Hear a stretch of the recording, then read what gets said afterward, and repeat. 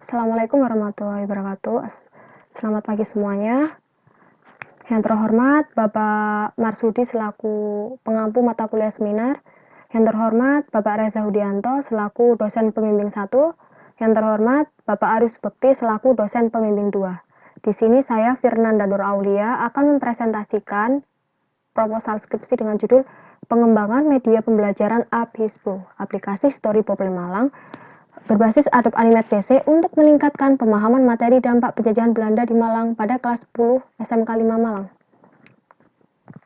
Berdasarkan hasil observasi dan penyebaran angket di kelas 10 SMK 5 Malang jurusan Tata Butik, bahwasanya pembelajaran sejarah di sana masih bersifat nasional. Pembelajaran sejarah seakan-akan tidak memberi celah kepada kayak materi sejarah kelokalan atau sejarah yang berada di lingkungan peserta didik untuk diajarkan di kelas.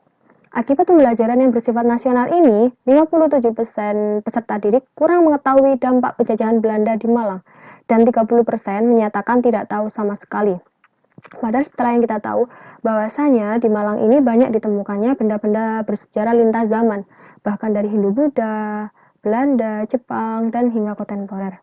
Bahkan di kota Malang sendiri ini, peninggalan-peninggalan bersejarah pada masa kolonial sangat banyak. Namun sayangnya, guru tidak mengajarkannya di dalam kelas. Permasalahan lainnya, peserta didik mengalami kesulitan dalam hal memahami materi yang disampaikan. Adanya kesulitan dalam memahami pembelajaran ini, guru lebih sering menggunakan metode ceramah. 89 peserta didik menyatakan jika KBM menggunakan ceramah dan penugasan sejarah. Sejarah memang dalam pembelajaran sejarah kita memang perlu menggunakan media lain agar dapat memberi gambaran kepada peserta didik sehingga materi yang disampaikan dengan mudah dipahami. Adanya permasalahan-permasalahan ini, peneliti saya akan menawarkan sebuah solusi, yaitu media pembelajaran ABHISPO untuk meningkatkan pemahaman pada materi dampak penjajahan Belanda di Malang. Di sini saya mengambil materi Bouwplan karena Bouwplan merupakan rencana perluasan tata kota. Bouwplan ini merupakan salah satu dampak penjajahan Belanda yang ada di Malang dan dapat kita ketahui sampai saat ini. Adapun potensi untuk mengembangkan penelitian ini, yang pertama, peserta didik di SMK 5 ini diperbolehkan membawa HP ke sekolah. Yang kedua, peserta didik diperbolehkan mengoperasikan HP waktu kegiatan belajar mengajar di kelas atas instruksi dari guru. Yang ketiga, sekolah menyediakan layanan WiFi untuk proses pembelajaran di sekolah. Penelitian terdahulu yang pertama, skripsi dari Rita Thais Maniar dengan judul Pengembangan Multimedia Interaktif Sejarah berbasis Adobe Animate CC pada materi pembelajaran Samudra Bangsa-Bangsa Eropa ke Indonesia. Hasil penelitian, produk dinyatakan valid dan efektif. Dengan demikian, pengembangan media berbasis Adobe Animate CC ini dinyatakan valid dan efektif untuk pembelajaran sejarah. Yang kedua, skripsi dari Hendy Arif Hidayat dengan judul Penerapan Aplikasi LST berbasis Flash XML sebagai upaya peningkatan pemahaman sejarah perkembangan teknologi komputer di kelas 10 SMK HKTI 2 Purworejo, Klampok. Hasil penelitian untuk mengetahui peningkatan dalam pemahaman materi dapat dilihat dari hasil pretest dan posttest. Yang ketiga, skripsi dari Fajar Siddiq Sofian Heru dengan judul Sistem Pendidikan Kolonial Belanda di Indonesia pada tahun 1900 hingga 1942. Hasil penelitian, dampak penjajahan Belanda juga dapat dilihat dari kebijakan sistem pendidikan. Adapun sisi beda saya dengan penelitian ini, jika pada skripsi Fajar Siddiq ini, dia lebih menunjukkan dampak penjajahan Belanda yang dilihat dari kebijakan sistem pendidikan. Sedangkan penelitian yang akan saya lakukan bahwasanya dampak penjajahan Belanda di Malang ini bisa dilihat melalui kebijakan rencana perluasan tata kota atau yang lebih dikenal dengan Bouwplan. Yang terakhir, skripsi dari Farah Karlina dengan judul Dari Patrick Park hingga Taman Indragila, Studi Taman Kota di Malang 1931 hingga 1990. Hasil penelitian, Belanda mendesain lingkungan di sekitar Malang ini dengan gaya Eropa agar tidak jauh beda dari tempat tinggalnya di sana. Adapun sisi beda penelitian yang akan saya lakukan, jika dalam penelitian Farah Karlina ini lebih fokus kepada taman kota, sedangkan penelitian yang akan saya lakukan nanti tapi lebih kompleks dari Bouwplan 1 hingga Bouwplan 8. Tujuan penelitian yang pertama, menghasilkan produk berupa media pembelajaran ABHISPO, aplikasi Story Bouwplan. Malang, materi dampak penjajahan Belanda di Malang dengan KD 3.6. Yang kedua, menguji efisiensi dan efektivitas produk berupa aplikasi pembelajaran ABISPO berbasis Adobe Animate CC untuk meningkatkan pemahaman materi dampak penjajahan Belanda KD 3.6. Spesifikasi produk. Yang pertama, produk yang dikembangkan berupa media pembelajaran. Yang kedua, media dikemas dalam bentuk aplikasi dan disajikan semanis mungkin. Ketiga, aplikasi dikembangkan melalui Adobe Animate CC. Yang keempat, materi yang disajikan memuat 8 bowplan. Yang kelima, masing-masing bowplan memaparkan beberapa bangunan yang telah dibangun beserta tanggal berdirinya dan fungsi bangunan. Lalu juga menambahkan foto untuk penguat dari materi yang disampaikan. Yang keenam, awal tampilan media ini disajikan peta lokasi masing-masing bowplan dari 1 hingga ke 8 agar peserta didik memahami bowplan 1 letaknya di mana, bowplan 2 itu letaknya di mana, dan seterusnya.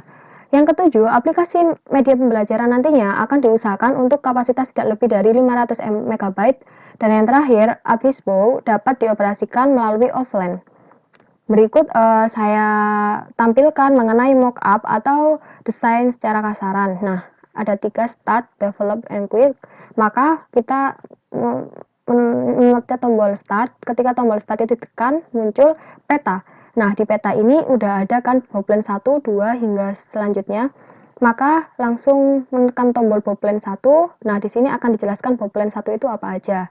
Selain materi mengenai bowplan 1, juga menampilkan burgermeister atau wali kota yang pernah berkuasa dengan tugasnya apa aja, pembuatan dan pembangunan apa aja, serta menampilkan foto, tanggal berdiri, dan fungsi dari bangunan tersebut didirikan.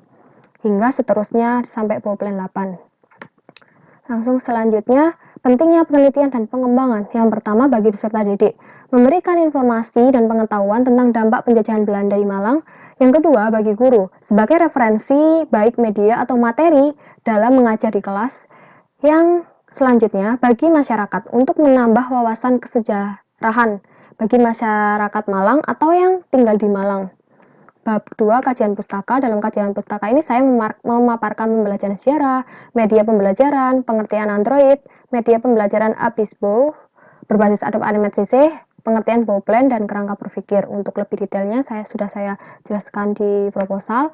Ya, ini kerangka berpikir yang akan saya lakukan saat penelitian nanti. Yang pertama diawali dari permasalahan di dalam kelas. Yang pertama kayak susahnya menghafal atau susah memahami materi.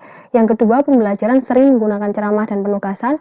Yang ketiga kurangnya mengetahui tentang dampak penjajahan Belanda di Malang.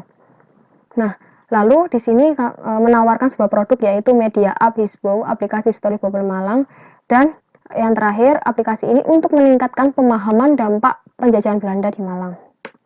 Bab 3, metode penelitian dan pengembangan. Nah, di sini penelitian yang akan dilakukan menggunakan penelitian Research and Development atau R&D untuk selain menciptakan sebuah produk juga menilai uji efektivitas dari produk tersebut.